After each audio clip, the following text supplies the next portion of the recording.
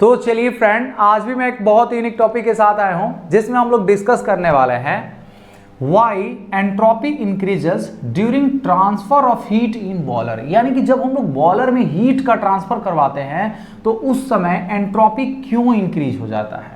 Generally जैसा कि हम लोग सुनते आ रहे हैं कि जब भी हम लोग बॉयलर के अंदर हीट का ट्रांसफर करवाते हैं, यानी कि बॉयलर को जब हम लोग रन करवाते हैं, जब बॉयलर हमारा चलते रहता है तो उस समय बॉयलर के इनसाइड में भी एंट्रोपी बढ़ जाता है और बॉयलर के आउटसाइड यानी कि जो हमारा एटमॉस्फेयर है उसका भी एंट्रोपी बढ़ जाता है। लेकिन क्यों बढ़ता है, इसी के बारे में इस वीडियो में हम लोग डिस्कस करने वाले हैं। तो हमारे साथ बने रहिएगा, पूरे एंड तक वीडियो देखिएगा, बहुत ही इंफॉर्मेटिव होने वाला है। तो चलिए इस वीडियो को करते हैं स्टार्ट।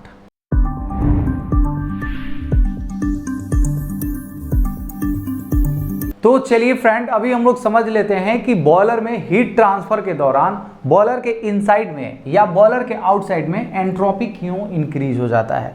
तो सबसे पहले हम लोग अगर एंट्रोपी की बात करें तो एंट्रोपी का मतलब क्या होता है, जैसा कि हम लोग प्रीवियस में भी बहुत बार डिस्कस किए हैं एंट्रोपी क्या होता है।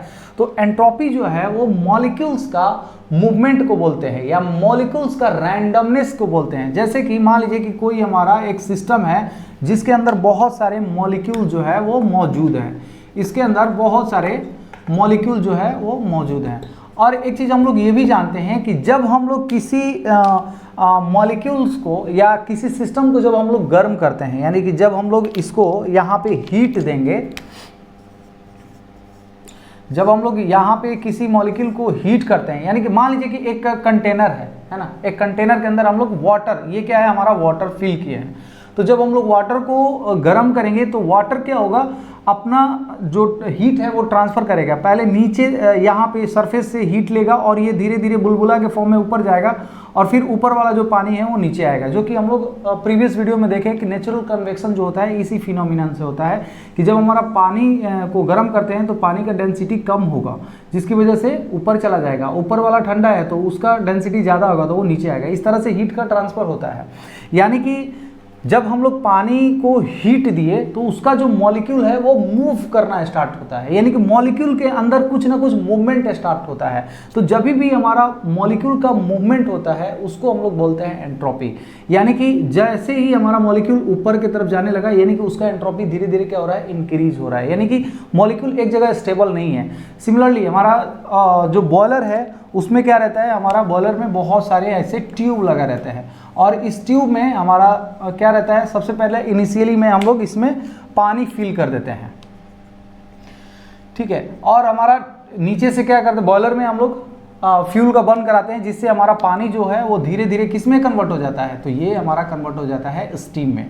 तो अब यदि देखा जाए तो यहाँ पे जो है हमारा मॉलिक्यूल, इसका मूवमेंट और इसका मूवमेंट की बात करें तो सबसे ज़्यादा मूवमेंट किसका होगा, इसका होगा। यानी कि जो हमारा गैस स्टीम क्या हो गया, एक गैस की तरह बिहेव कर रहा है, तो इसका जो मॉलिक्यूल का मूवमेंट है, यानी कि जो मॉलिक्यूल का रैंडमनेस है वो कंपेयर टू वाटर से क्या होगा, बहुत ज़्यादा होगा। यानी कि हमारा यहाँ पे एंट्रोपी मान लीजिए कुछ था, यहाँ पे एंट्रोपी क्या होगा, ज़्यादा होगा। यहाँ पे एंट्रोपी हमारा कम होगा, यहाँ पे एंट्रोपी ज़्यादा। यानी कि यहाँ पे आप बोल सकते हैं कि जैसे जैसे हम लोग किसी फ्लूइड को गर्म करते हैं तो उसका रैंडमनेस बढ़ता है, जैसे जैसे ठंडा करते हैं तो उसका रैंडमनेस, मॉलिक्यूल का रैंडमनेस क्या होता है, कम होता है, यानी कि एंट्रोपी भी कम होता है। तो यहाँ पे आप एक चीज़ हम लोग थर्मोडायनेमिक्स का जो थर्ड लॉ था, लॉ ऑफ एंट्रोपी, उसमें भी डिस्कस किए थे कि हमारा जो एब्सोल्यूट टेम्परेचर है, यानी कि 0 केल्विन जिसको बोलते हैं या -273 डिग्री सेल्सियस बोलते हैं, उस टेम्परेचर पे हमारा जो मॉलिक्यूल का मूवमेंट जो है वो स्टॉप हो जाता है, वो बिल्कुल भी मूव नहीं करता है। यानी कि वहाँ पे एंट्रोपी जो है वो 0 हो जाता है। और जैसे जैसे हम लोग उसको गर्म करेंगे तो पहले क्या बना, पानी बना, पानी से फिर क्या बनता है, वेपर बना। तो जैसे जैसे हम लोग गर्म करेंगे तो एंट्रोपी जो है हर एक मतलब कि मॉलिक्यूल का मूवमेंट जो है वो इंक्रीज होगा। तो यहाँ पे आप समझ सकते हैं कि हमारा बॉयलर के इनसाइड की बात करें तो हमारा पानी से ये क्या बन गया, स्टीम बन गया। यानी कि पानी का जो मॉलिक्यूल का मूवमेंट था, स्टीम का मॉलिक्यूल का मूवमेंट बढ़ गया, यानी कि स्टीम का जो एंट्रोपी है वो बढ़ गया। तो बॉयलर के इनसाइड में हमारा यहाँ पे फेज चेंज होने की वजह से मॉलिक्यूल जो है वो वेरी फास्ट मैनर में मूव करता है, जिससे हमारा एंट्रोपी बढ़ता है। अब दूसरा चीज़ आता है कि हमारा बॉयलर के आउटसाइड में कैसे एंट्रोपी बढ़ता है। तो देखिए होता क्या है कि बॉयलर में हम लोग क्या कंबशन के लिए क्या ले रहे हैं, एयर ले रहे हैं। फैन चालू करते हैं, एयर बॉयलर के अंदर आता है। तो बॉयलर में उस समय एयर के अंदर इंग्रेडिएंट की अगर बात करें तो क्या रहता है नाइट्रोजन ऑक्सीजन जनरली रहता है।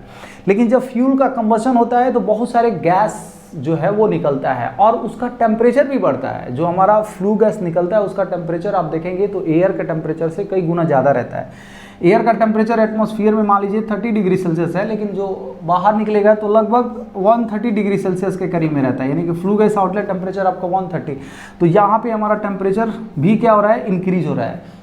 जो फ्लू गैस निकला उसका टेम्परेचर क्या है, ज़्यादा है, और उसके अंदर पहले से ज़्यादा और भी एनर्जी मौजूद हो गया, क्योंकि हम लोग कंबशन करा रहे हैं तो उसके अंदर क्या है, एनर्जी। फ्यूल का कंबशन कराते हैं तो क्या होता है, एनर्जी रिलीज करता है, और कुछ एनर्जी जो है इसी जो हमारा एयर था वो फ्लू गैस में जब कन्वर्ट हुआ, यानी कि वही एनर्जी जो है वो फ्लू गैस लेके जाता है। तो जब भी एनर्जी बढ़ता है तो मॉलिक्यूल का जो मूवमेंट है वो इंक्रीज होता है।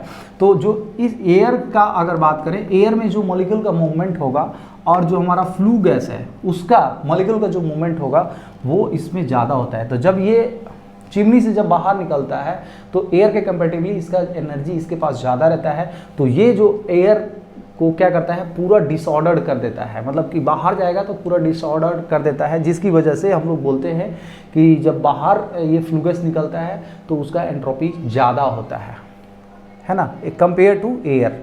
तो इस तरह से दोनों केस में हमारा बॉयलर के इनसाइड में, बॉयलर ट्यूब में जो हीट का ट्रांसफर हो रहा है उससे हमारा एंट्रोपी बढ़ रहा है, और हमारा जो आउटसाइड की बात करें तो जो हमारा फ्लू गैस जा रहा है वो उसका एंट्रोपी बढ़ा रहा था। तो इस वीडियो में बस इतना ही। उम्मीद करता हूँ ये टॉपिक आपको अच्छे समझ में आ गया होगा कि कैसे हीट ट्रांसफर के दौरान एंट्रोपी इंक्रीज होता है। आज के लिए बस इतना ही। उम्मीद करता हूँ ये वीडियो आप लोग अच्छे समझ में आ गया होगा। अगर मेरा वीडियो आप लोग अच्छा लगा, इन्फॉर्मेटिव लगा, तो प्लीज़ मेरे वीडियो को लाइक कर दीजिए।